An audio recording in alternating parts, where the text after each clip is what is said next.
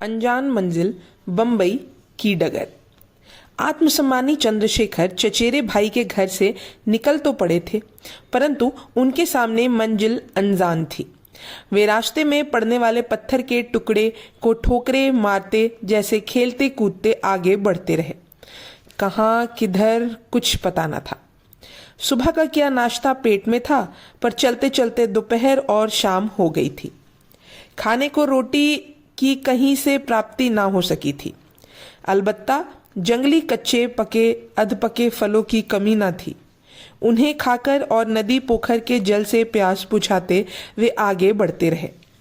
संध्या घिरने लगी थी तो जंगली हिंसक जीवों से बचाव के लिए एक ऊंचे पेड़ पर चढ़कर रात गुजारी। भोर का उजाला फूटने पर फिर अनजानी अनचाही राहों पर चलना आरंभ किया, पर अगली प्रातः उन्हें और ज्यादा पैदल चलने की जरूरत रही। थक कर चूर भी हो गए थे। वे 24 घंटे में लगभग 40 मील घर से दूर आ गए थे। उस समय जिस स्थान पर वे पहुंचे थे वह एक छोटा सा रेलवे स्टेशन था। नाम था मालगाड़ी केले। उस समय वहां एक मालगाड़ी खड़ी थी। कोयला लदा था। उन्होंने अपने लेटने की जगह बनाई। वे थके हुए इतने थे कि लेट गए। कुछ देर में गहरी निंद्रा ने आ दबोचा। नींद में डूब जाना स्वाभाविक था। 40 मील पैदल सफर की थकान, रात में पेड़ की ऊंची डाल पर बैठकर गुजारना, हर झपकी पर इस बात का भय कि कहीं गहरी निद्रा में डूबने के बाद वे पेड़ से नीचे ना टपक पड़े, इन कारणों ने शरीर के साथ साथ मस्तिष्क को भी बुरी तरह से थका डाला था। रास्ते में किसी द्वार जगाया या उठाने जाने की आवश्यकता इसलिए ना पड़ी थी कि कोयले के डिब्बे में झांकने आने की किसी को जरूरत ना पड़ी थी। आंख खुली तो एक अन्य स्टेशन पर मालगाड़ी खड़ी थी। वह काफी बड़ा और चहल पहल वाला स्टेशन था। उन्होंने सिर उठाकर पढ़ा। मालूम हुआ वे मुंबई आ पहुंचे हैं। मुंबई का नाम खूब सुना हुआ था।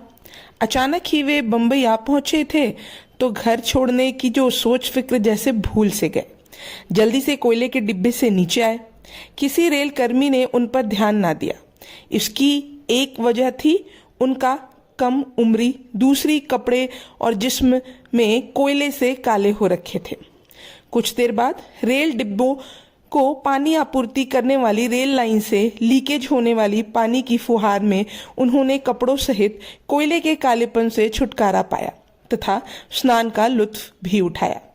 गीले कपड़े घूम टहलकर सुखाए। फिर रेलवे स्टेशन से सड़क पर आए। घूमते घुमाते हुए वे समुद्र तट पर इलाके में जा पहुंचे। पेट की आग परेशान कर रही थी। वे भूख से व्याकुल थे। समझ ना पा रहे थे कि खाने का प्रबंध कहाँ से होगा, कैसे होगा। वे उस समय समुद्र तट के जिस स्थान पर थे वहां जो स्त्रियां खुले आसमान के नीचे खाना बनाती और बच्चे खेलते कूदते नजर आ रहे थे, उनमें उन्हें अपनी जन्मस्थली की भूमि की खुशबू महसूस हो रही थी। उनका पहनावा, बतियाने और खाने पकाने का अंदाज अलीराजपुर रियासत का लग रहा था। वे अभी बालक ही तो थे। कुछ झिझकते सकुचाते पहले खेलते बच्चों से मिले, फिर प्रौढ़ और अधेड़ उम्र की स्त्रियों से जाकर बातें की। मालूम हुआ कि वे अलीराजपुर रियासत के आसपास के स्थानों के ही हैं। 100 परिवार परदेश कमाने आए हैं। 30-35 लोगों के परिवार को एक ठेकेदार वहां लेकर आया है। उसने उनके मर्दों और काम करने लायक बच्चों को एक शिपिंग कंपनी में जहाजों की रंगाई और मरम्मत के कार्य पर लगाया है। आने वाले परिवारों ने इस इलाके में अस्थायी ईंट पत्थर, टीन टप्पर डालकर झोपड़ियां डाल ली थी। लोगों को अच्छी मजदूरी मिलती है।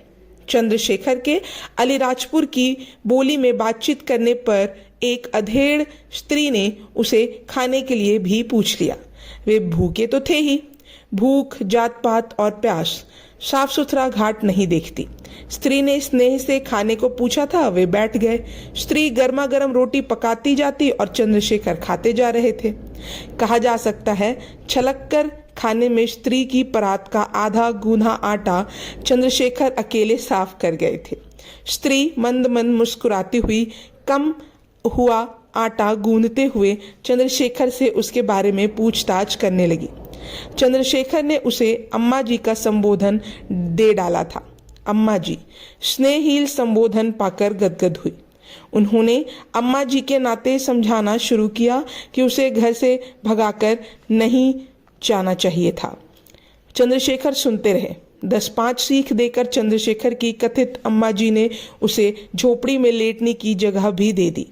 इस बात का आश्वासन भी दिया कि अपने घर वाले के आने के बाद वह उससे इस बात का जिक्र करेंगी कि वह उसे भी रंगाई के काम पर लगा ले, ताकि 4 पैसे उसके हाथ भी लगे। चंद्रशेखर खुश। डूबते को तिनके नहीं, पेड़ का सहारा मिल गया था। कथित अम्मा जी का घर वाला दोपहर के भोजन पर अपने 2 बच्चों के साथ आया तो उसे झोपड़ी में तीसरा और बच्चा सोता मिला।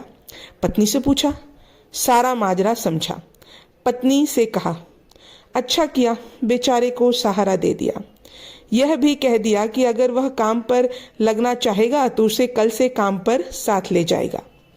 गरीबी का एक आनंद यह भी होता है कि मानव का मानव से अविश्वास का झमेला नहीं होता।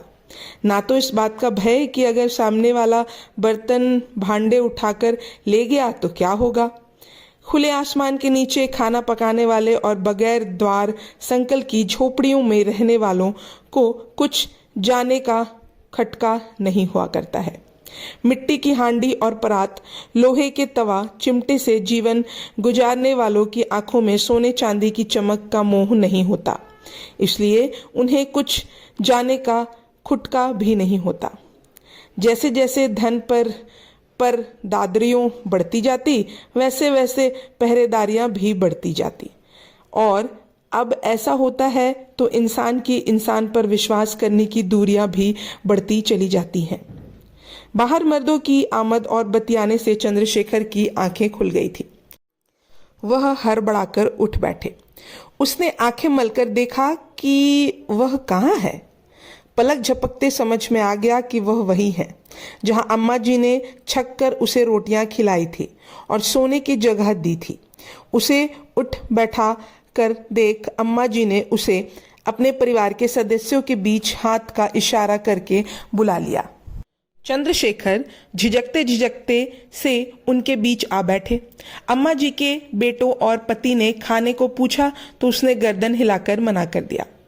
पति और पुत्र एक दूसरे को देखकर मुस्कुराए। जान पहचान के पौधे को पल्लवित करने का यह भी एक तरीका होता है। तो अलीराजपुर भावरा के हैं? घर के मुखिया ने अपनत्व भाव से पूछा।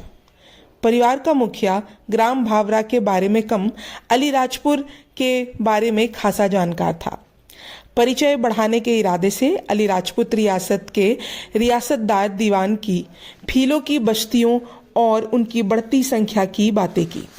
चंद्रशेखर ने फील बच्चों के साथ खेल कूद कर बड़े होने, तीर कमान से निशाना साधने की बातें कही।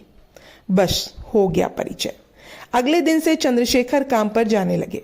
सप्ताह गुजरा, हाथ में 4 पैसे आए, लाकर अम्मा जी के हाथों में रखे। अम्मा जी ने हर्ष से गदगद होकर उनकी मजदूरी के पैसे लौटा दिए। अच्छे संस्कार की भूरी भूरी प्रशंसा की।